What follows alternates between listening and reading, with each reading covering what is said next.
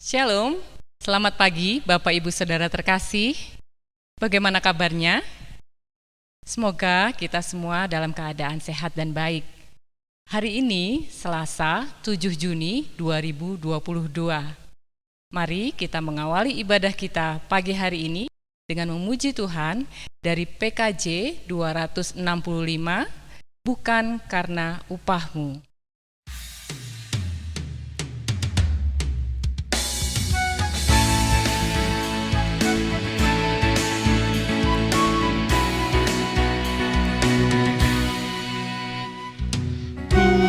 Bukan karena upahmu dan bukan karena kebajikan hidupmu, bukan persembahanmu dan bukan pula hasil perjuanganmu. Allah mengampuni kesalahan umatnya oleh karena kemurahannya. Melalui pengorbanan putra tunggalnya, ditebusnya dosa manusia. Bersyukur, hai bersyukur, kemurahannya pujilah. Bersyukur, hai bersyukur, selamanya.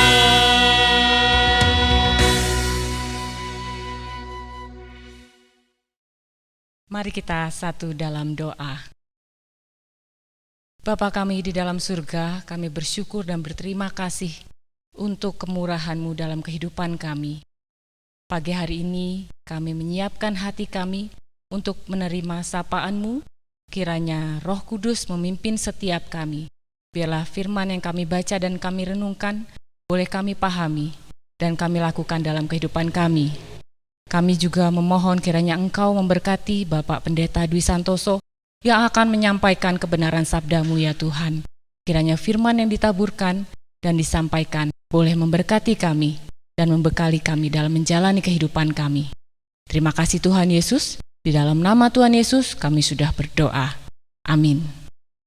Bapak Ibu, bacaan kita pada hari ini diambil dari 1 Korintus pasalnya yang ketiga, ayat 12 sampai dengan ayat 18. 1 Korintus pasal 3 ayat 12 sampai 18.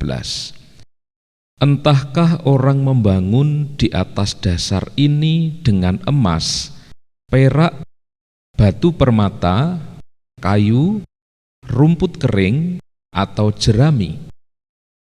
Sekali kelak pekerjaan masing-masing orang akan nampak, karena hari Tuhan akan menyatakannya, sebab ia akan nampak dengan api dan bagaimana pekerjaan masing-masing orang akan diuji oleh api itu. Jika pekerjaan yang dibangun seseorang tahan uji, ia akan mendapat upah.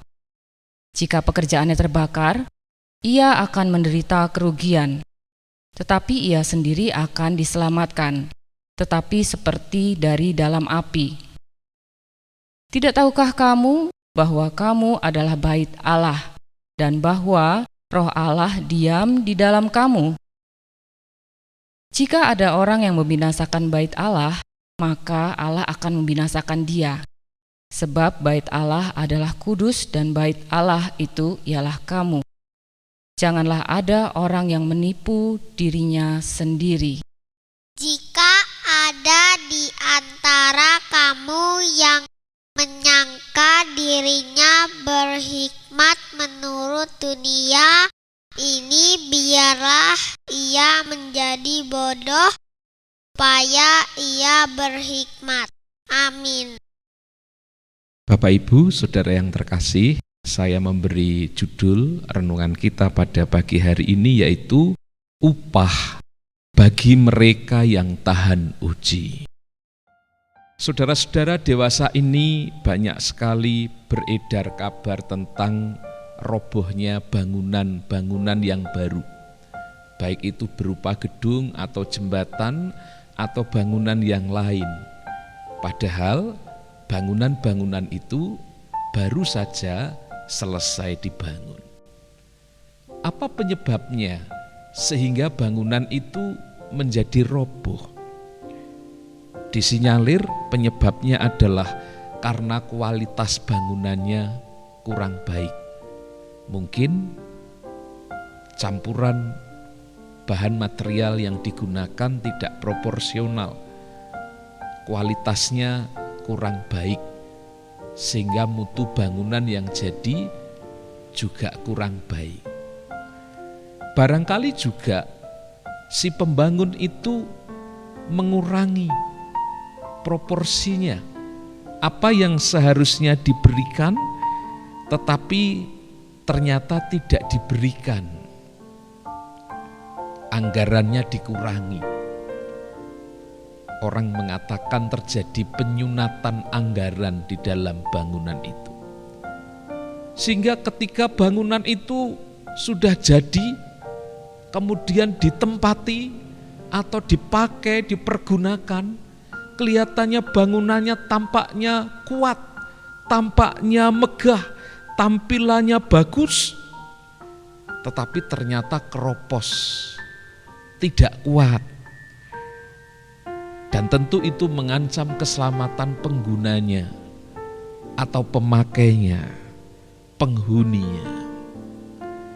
Saudara-saudara, jika hidup kita itu diibaratkan seperti sebuah bangunan, Rasul Paulus mengibaratkan hidup kita seperti itu, maka bagaimana caranya agar kita itu memiliki bangunan kehidupan yang kuat? Kalau kita memperhatikan di dalam firman Tuhan hari ini, di dalam 1 Korintus pasal 3 ayat 12 sampai 13, di sana dikatakan, entahkah orang membangun di atas dasar ini dengan emas, perak, batu permata, kayu, rumput kering, atau jerami, kelak pekerjaan masing-masing orang akan nampak. Masing-masing orang akan diuji dengan api. Ayat ini menjelaskan tentang sebuah gambaran tentang kehidupan kita, bahwa proses kehidupan kita ini akan berakhir, dan dari proses itu akan ada hasilnya, dan hasilnya itu akan diuji. Karena itu benar jika ada orang mengatakan bahwa proses itu tidak akan mengkhianati hasil. Bahwa kedatangan Tuhan Yesus yang kedua kali akan menguji kehidupan kita yang layaknya seperti bangunan tadi. Apakah bangunan itu betul bahannya baik, berkualitas atau tidak? Kalau bangunan itu betul bahannya berkualitas dan tahan uji, maka kehidupan kita, saudara-saudara, akan dinyatakan layak, lolos uji, tahan uji. Saudara, orang yang membangun hidupnya dengan dasar yang kuat dan bahan yang berkualitas, itu dilukiskan oleh Paulus seperti menggunakan bahan dasar emas. Bangunan itu dilapisi emas, dan itu adalah orang-orang yang meletakkan kehidupannya di dalam iman yang teguh kepada Tuhan Yesus Kristus sebagai peletak dasar kehidupan kita. Kristus bukan hanya dasar kehidupan kita, tetapi juga menjadi tujuan kehidupan kita. Karena itu dikatakan Yesus Kristus adalah dasar dan tujuan iman kita.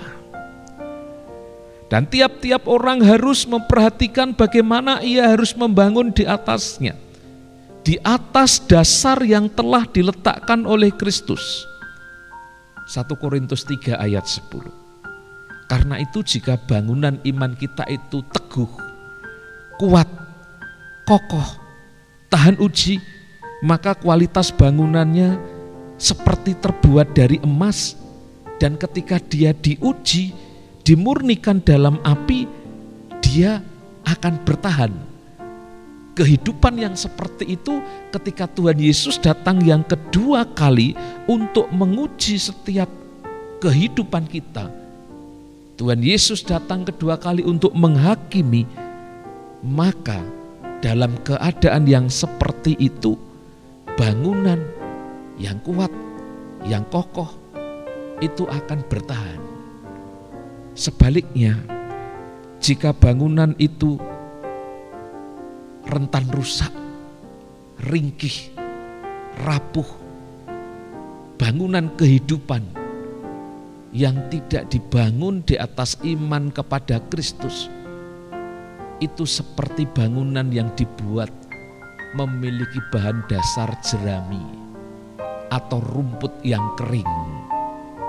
Begitu diuji dengan api, dia terbakar, ludes, tidak tersisa sama sekali. Karena itu saudara, bagaimana caranya agar kita memiliki kehidupan iman yang kuat? Seperti bangunan yang tahan uji itu. Paulus memberikan nasihat kepada kita. Ada dua hal yang patut kita lakukan. Yang pertama, hidup di dalam kejujuran. Yang kedua, hidup di dalam apa saudara yang kedua kira-kira? Selain kejujuran, yaitu hidup di dalam kekudusan. Perhatikan ayat 18 di sana dikatakan, janganlah ada orang yang menipu dirinya sendiri. Ya, jujur lawan katanya tidak jujur atau bohong atau menipu. Ya, di dalam kehidupan ini bukankah banyak orang berpenampilan seperti jujur, ya, tetapi sebetulnya hidupnya itu melakukan penipuan, terutama juga kepada dirinya sendiri. Itu seperti yang dilakukan para komedian. Mereka di atas panggung, mereka bisa tampil menghibur, membuat orang tertawa, tetapi di bawah panggung belum tentu hidupnya seperti itu. Terkadang ia harus berlinang dengan air mata. Tuntutan akting, tuntutan penampilan membuat dia menjadi orang lain. Ia berpenampilan, berperan sebagai yang lain.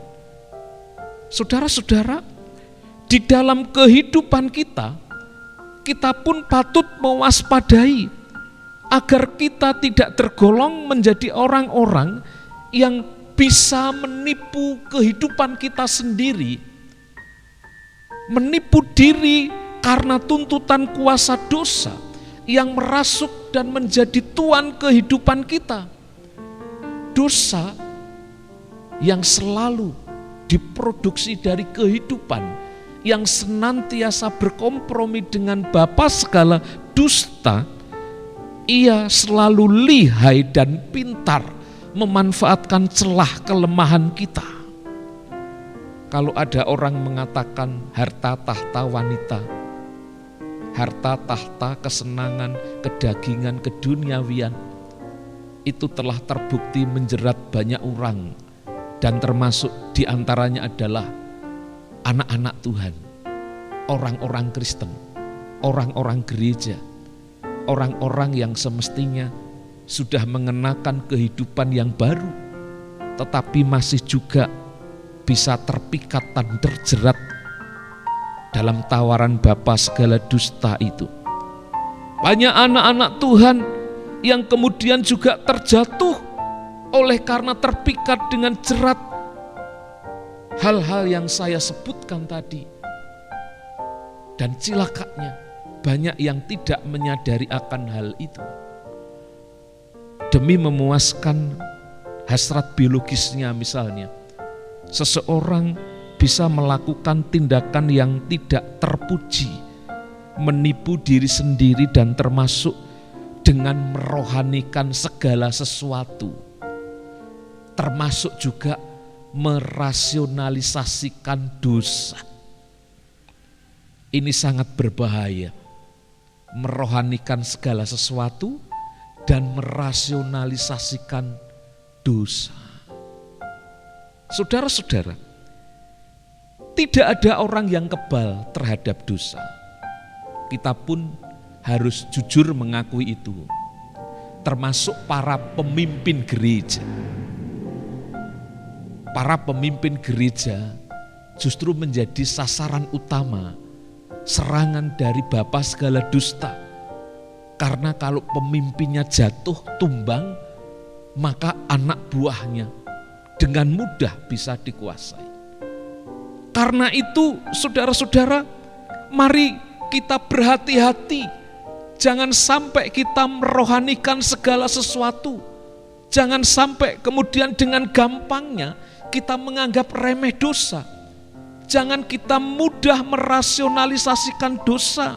Karena itu adalah tipu muslihat iblis. Kita bisa menipu diri kita sendiri dengan mengatakan, tidak apa-apa. Berdosa sedikit-sedikit kan bisa ditolerir.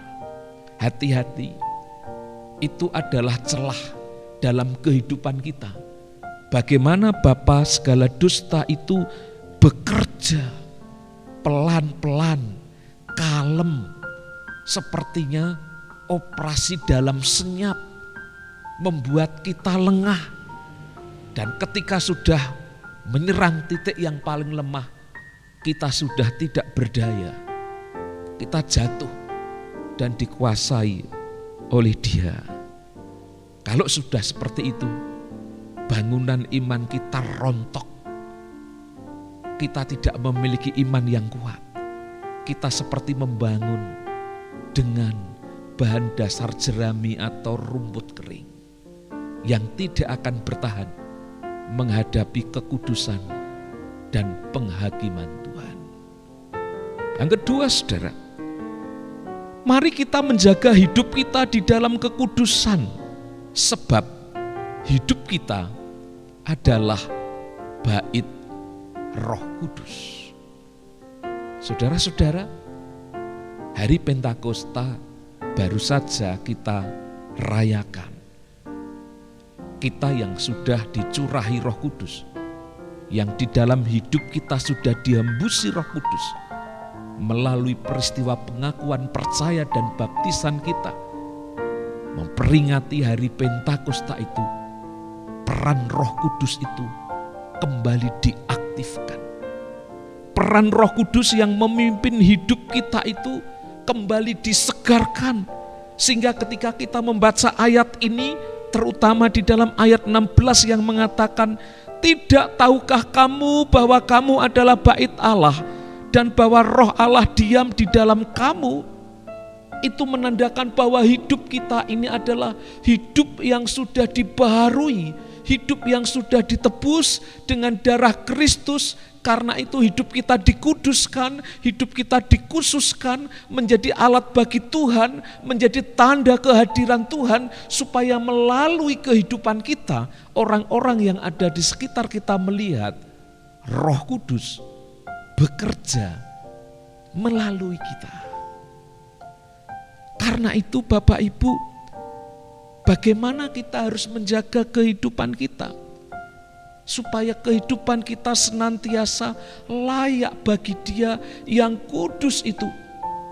Supaya kehidupan kita senantiasa kita khususkan untuk kesenangan Roh Kudus, kesenangan Tuhan, dan bukan untuk kesenangan diri kita.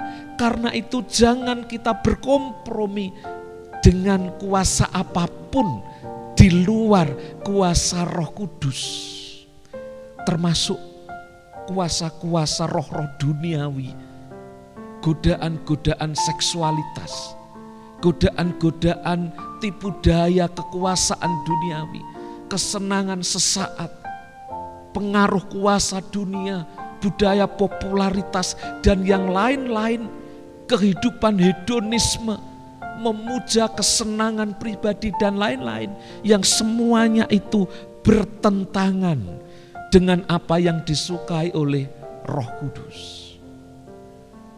Kehidupan kita yang sudah ditebus itu harus dijaga, dirawat, dan itu dimulai dari hati dan pikiran kita yang harus senantiasa dipersembahkan menjadi tahta Roh Kudus, sehingga hati dan pikiran kita terbebas dari kecemaran.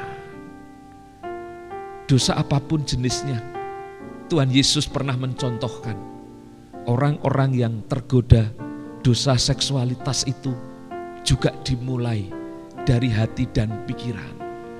Bahkan Tuhan Yesus mengatakan di Matius 5 ayat 28, "Tetapi aku berkata kepada kamu, setiap orang yang memandang perempuan serta menginginkannya sudah berzinah dengan dia di dalam hatinya." Karena itu jangan menyia-nyiakan hidup kita yang berharga. Hidup kita yang telah ditebus oleh darah Kristus itu, dengan membuang hidup kita yang berharga ini, mendiskualifikasi hidup kita yang berharga ini, seperti seorang yang membuang permata ke kandang babi, ke kotoran babi. Jangan kita mencapik-capik kehormatan hidup kita sebagai orang yang telah dikuduskan dan ditebus itu dengan melakukan hal-hal yang penuh dengan kesia-siaan. Saudara-saudara, kita memang masih hidup di dunia, tetapi kita bukan didesain oleh Allah untuk menjadi serupa dengan dunia, dan bukan didesain Allah untuk menjadi orang duniawi.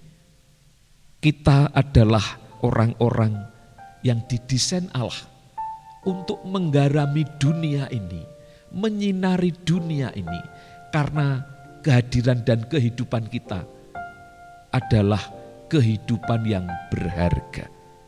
Karena itu saudara-saudara, seperti emas dan perak dan permata, marilah kita tetap menjadikan diri kita menjadi berharga.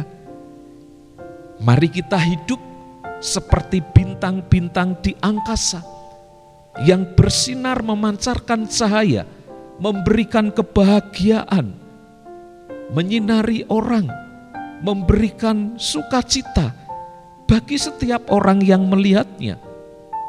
Mari kita jangan menukar kehormatan kita sebagai anak Allah dengan kecerobohan hidup kita, dengan mengikuti gaya hidup duniawi yang suka menipu diri sendiri. Mari kita tetap bertekun di dalam kejujuran dan kekudusan, sebab itulah yang membuat hidup kita berharga. Karena itu, di dalam pertolongan Roh Kudus, semoga iman kita tetap teguh di dalam Kristus, sehingga kita semua menjadi orang yang tahan uji, sehingga pada akhirnya di dalam pemandangan Allah hidup kita dinyatakan layak, dan karenanya kita mendapatkan upah kesetiaan dari Tuhan. Selamat menjalani hidup ini di dalam kesetiaan iman, di dalam kekudusan dan kejujuran. Tuhan memberkati kita. Amin. Kita berdoa. Tuhan Yesus, kami mengucap syukur untuk anugerah yang telah Tuhan berikan. Hidup kami yang sejujurnya adalah laksana daun yang kering atau jerami yang mudah terbakar, mudah tersulut, mudah kalut, mudah menjadi marah, rentan berbuat dosa.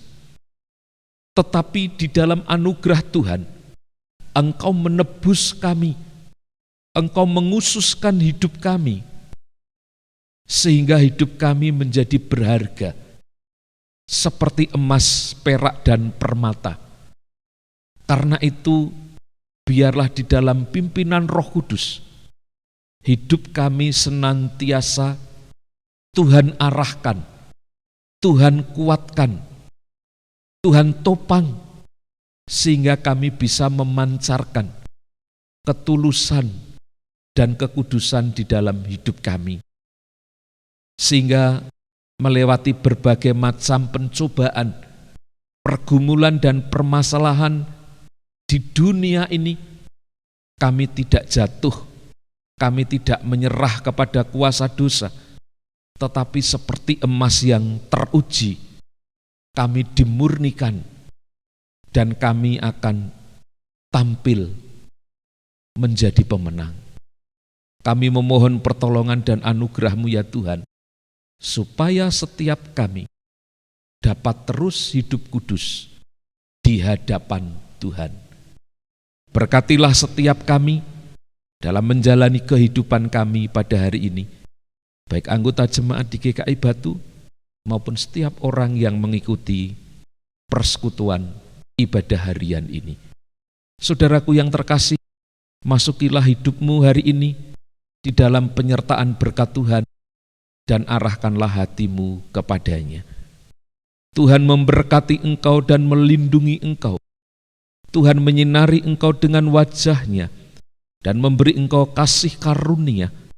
Tuhan menghadapkan wajah-Nya kepadamu dan memberi engkau damai sejahtera. Amin. Selamat pagi Bapak Ibu Saudara, selamat menjalani hari ini dengan penyertaan Tuhan. Salam sehat, Shalom.